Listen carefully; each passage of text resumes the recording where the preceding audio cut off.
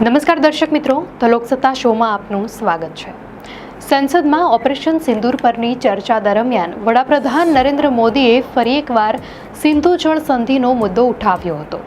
વડાપ્રધાને કહ્યું કે 1960માં તત્કાલીન કોંગ્રેસ સરકારે સિંધુ જળ સંધિ પર હસ્તાક્ષર કરીને મોટી ભૂલ કરી હતી। ત્યારબાદ રાજ્યસભામાં વિદેશ મંત્રી એસ જયશંકરે પણ પુનરોચ્ચાર કર્યો કે જ્યાં સુધી પાકિસ્તાન આતંકવાદને સંપૂર્ણપણે સમર્થન આપવાનું બંધ નહીં કરે ત્યાં સુધી આ સંધિ સ્થગિત જ રહેશે। આ જળ સંધિ પાકિસ્તાન માટે કેટલી મહત્વપૂર્ણ છે અને તેને સ્થગિત કરવાથી પાકિસ્તાન પાસે શું વિકલ્પો છે તે જાણીએ। સિંધુ જળ સંધિ, જે ભારત અને પાકિસ્તાન વચ્ચે પાણીની વહેંચણી માટે 65 વર્ષથી અમલમાં છે, તે માત્ર એક કરાર નથી પરંતુ બંને પડોશીઓ વચ્ચેના સંબંધોની જટિલતાને પ્રતિબિંબિત કરતો એક પુલ પણ છે। આ સંધિએ 1965, 1971 અને 1999ના 3 મોટા યુદ્ધો છતાં પણ તેની સુસંગતતા જાળવી રાખી છે, જે તેની મજબૂતી અને મહત્વ દર્શાવે છે। જો કે આ ઐતિહાસિક કરાર પણ સમયાંતરે વિવાદોથી મુક્ત રહ્યો નથી। પહેલગામ હુમલા બાદ વધેલા તણાવ વચ્ચે ભારતે સિંધુ જળ સંધિને સ્થગિત કરી દીધી છે અને એક ટીપું પણ પાણી ન જવા દેવાની વાત કહી છે। તો બીજી તરફ પાકિસ્તાને કહ્યું છે કે જો પાણી રોકવાનો કે વાળવાનો પ્રયાસ કરાશે તો તેને યુદ્ધની કાર્યવાહી ગણવામાં આવશે। સાથે જ તેણે શિમલા કરાર સહિતના તમામ દ્વિપક્ષીય કરારોમાંથી ખસી જવાની ધમકી પણ આપી છે। ભારત અને પાકિસ્તાન વચ્ચે 65 વર્ષ પહેલા થયેલી આ જળ સંધિ હેઠળ બંને દેશો વચ્ચે નદીઓના જળ વ્યવસ્થાપન અંગે સમજૂતી થઈ હતી અને આ બાદ બંને દેશો વચ્ચે વર્ષ 1965, 1971 અને 1999માં 3 મોટા યુદ્ધ થયા, પરંતુ આ સંધિ પર કોઈ અસર થઈ ન હતી। પરંતુ જમ્મુ કાશ્મીરના પહેલગામમાં થયેલા હુમલામાં 26 લોકોના મોત થયા બાદ ભારતે જે કડક પગલાંની જાહેરાત કરી છે તેમાં સૌથી મોટી કાર્યવાહી માનવામાં આવે છે। ભારતે કહ્યું છે કે તેનો આ નિર્ણય ત્યાં સુધી ચાલુ રહેશે જ્યાં સુધી પાકિસ્તાન વિશ્વસનીય અને કાયમી ધોરણે સરહદ પારના આતંકવાદ માટે પોતાનો ટેકો છોડી દે નહીં। પાકિસ્તાને ભારતના આરોપોને નકારી કાઢતા પહેલગામ હુમલા અંગે પુરાવા માંગ્યા છે અને તેમાં કોઈ પણ પ્રકારનો હાથ હોવાનો ઇનકાર કર્યો છે। હવે સિંધુ અને અન્ય નદીઓના પાણીથી વંચિત રહેવાનું ટાળવા માટે પાકિસ્તાન અનેક પગલાઓ પર વિચાર કરી રહ્યું છે। આવા સંજોગોમાં પાકિસ્તાન પાસે આ કાર્યવાહીને ટાળવા માટે શું રસ્તા છે? ગયા અઠવાડિયે પાકિસ્તાનના વડાપ્રધાન શાહબાઝ શરીફે કહ્યું હતું કે આંતરરાષ્ટ્રીય કાયદાઓ હેઠળ ભારત ઇન્ડસ બેસિન સિંધિ પર રોક લગાવી શકશે નહીં। આવું કરવું કરાર સંબંધિત કાયદાનું ઘોર ઉલ્લંઘન હશે। પાકિસ્તાન પહેલેથી જ જળ સંકટનો સામનો કરી રહ્યું છે અને આ સંધિ સ્થગિત થવાથી તેની મુસીબત વધી શકે છે। આ સંધિ પાકિસ્તાનમાં કૃષિ અને હાઇડ્રોપાવર પ્રોજેક્ટ્સ માટે ખૂબ જ મહત્વપૂર્ણ છે અને પાકિસ્તાનમાં 80% સિંચાઈના પાણીની સપ્લાય આ નદીઓના પાણીથી થાય છે। પાકિસ્તાનના કાયદા અને ન્યાય રાજ્યમંત્રી અકિલ મલિકે જણાવ્યું હતું કે પાકિસ્તાન આંતરરાષ્ટ્રીય સ્તરે ભારતના આ નિર્ણયને પડકારવા માટે તૈયારી કરી રહ્યું છે। અકિલ મલિકે કહ્યું, પાકિસ્તાન 3 અલગ અલગ કાનૂની વિકલ્પો પર વિચાર કરી રહ્યું છે, જેમાં આ સંધિના મધ્યસ્થી રહેલા વર્લ્ડ બેંક સમક્ષ પણ મુદ્દો ઉઠાવવાનો સમાવેશ થાય છે।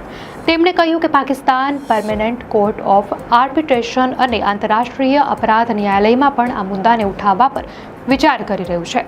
તેમના મતે પાકિસ્તાન ત્યાં આરોપો લગાવી શકે છે કે ભારતે વર્ષ 1969 વિયેના કન્વેન્શનના લો ઓફ ટ્રીટીઝનું ઉલ્લંઘન કર્યું છે। મલિકે કહ્યું છે કે પાકિસ્તાન કયો કેસ આગળ વધારશે તેના પર જલ્દી નિર્ણય લેવાશે અને શક્ય છે કે એકથી વધારે ફોરમ પર આ મુદ્દો ઉઠાવવામાં આવે। તેમણે વધુમાં કહ્યું, કાનૂની વ્યૂહરચના સંબંધિત સલાહ મસલતનું કામ લગભગ પૂર્ણ થઈ ગયું છે, જો કે આ અંગે ભારત તરફથી હજુ કોઈ સત્તાવાર પ્રતિક્રિયા નથી આવી। મલિકે સિંધુ જળ સંધિને એકતરફી સ્થગિત કરવા બદલ ભારત પર આરોપ લગાવ્યા। સંધિને એકતરફી સમાપ્ત કરી શકાતી નથી। આ સંધિમાં આવો કોઈ જોગવાઈ નથી। સિંધુ જળ સંધિને સ્થગિત કરવા સાથે જ ભારતે ઇસ્લામાબાદ સ્થિત પોતાના ઉચ્ચાયોગના રક્ષા સૈન્ય, નૌસેના અને વાયુસેના સલાહકારોને પણ પાછા બોલાવવાનો નિર્ણય કર્યો હતો। બંને ઉચ્ચાયોગમાં આ પદો ખતમ કરી દેવાયા હતા। બંને ઉચ્ચાયોગોમાંથી આ સૈન્ય સલાહકારોના 5 સપોર્ટ સ્ટાફને પણ પાછા ખેંચવાનો નિર્ણય કરવામાં આવ્યો હતો। આંતરરાષ્ટ્રીય સમુદાયે પણ બંને દેશોને તણાવ ઘટાડવાની અપીલ કરી। ઈરાને તણાવ ઘટાડવા માટે ભારત અને પાકિસ્તાનમાં પોતાના સારા રાજદ્વારી સંબંધોનો ઉપયોગ કરવાની ઓફર પણ કરી હતી। પુલવામા હુમલા બાદ બંને દેશો વચ્ચે તણાવ ઘટાડવામાં ભૂમિકા ભજવનાર સાઉદી અરબે પણ પહેલગામ હુમલા બાદ ભારત અને પાકિસ્તાનના અધિકારીઓ સાથે વાત કરી હતી। પાકિસ્તાનના વિદેશ મંત્રાલયે પ્રાદેશિક તણાવને લઈને અનેક દેશો સાથે વાતચીતનો સિલસિલો વધાર્યો છે. છેલ્લા 2 દિવસમાં પાકિસ્તાનના વિદેશ મંત્રી ઇશાક ડારે ખાડી અને મધ્ય પૂર્વ સહિત અનેક દેશોના પ્રતિનિધિઓ સાથે ફોન પર વાત કરી છે, જેમાં યુએઈ, ઈરાન, કુવૈત, કતાર, બહેરીન અને ઇજિપ્ત શામેલ છે. ડારે ચીનના વિદેશ મંત્રી સાથે પણ વાત કરી છે. તો ચીનના સરકારી મીડિયા અનુસાર ચીનના વિદેશ મંત્રાલયના પ્રવક્તાએ પહેલગામ હુમલાની નિષ્પક્ષ તપાસમાં મદદ કરવાની ઓફર કરી છે. આ સાથે જ બંને દેશોમાં વાતચીત દ્વારા સમાધાન શોધવાની પણ અપીલ કરી છે. સમાચાર એજન્સી અનુસાર અમેરિકી વિદેશ મંત્રાલયે કહ્યું છે કે વિદેશ મંત્રી માર્કો રૂબિયો જલ્દી જ ભારત અને પાકિસ્તાનના પોતાના સમકક્ષો સાથે વાત કરશે અને તણાવ ઘટાડવાની અપીલ કરશે.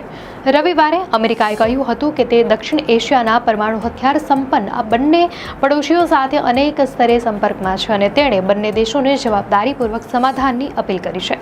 બંને દેશો વચ્ચે જળ વિતરણને લઈને 9 વર્ષ સુધી વાટાઘાટો ચાલી અને પાકિસ્તાનના પૂર્વ રાષ્ટ્રપતિ અયુબ ખાન અને ભારતના પ્રથમ વડાપ્રધાન જવાહરલાલ નહેરુ વચ્ચે સપ્ટેમ્બર 1960માં સિંધુ જળ સંધિ પર કરાર થયો.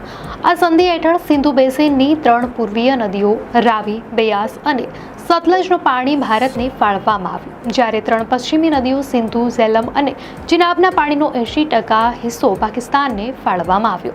સિંધુ જળ સંધિ અનુસાર ભારત પૂર્વીય નદીઓના પાણીનો કેટલાક અપવાદોને બાદ કરતા 2 રોકટોક ઉપયોગ કરી શકે છે. આ જ સંધિમાં સિંધુ આયોગ પણ સ્થગિત કરાયો.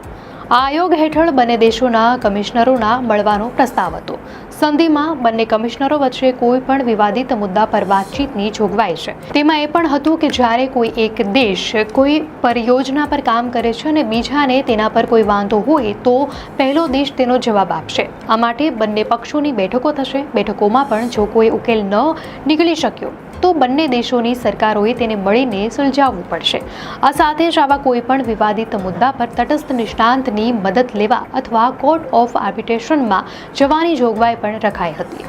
સિંધુ જળ સંધિને લઈને ભારત અને પાકિસ્તાન વચ્ચે પહેલાથી વિવાદો રહ્યા છે. આ કરારમાં મુશ્કેલીઓ ત્યારે શરૂ થઈ જ્યારે ભારતે પશ્ચિમી નદીઓ પર જળ વિદ્યુત પરિયોજનાઓનું નિર્માણ શરૂ કર્યું.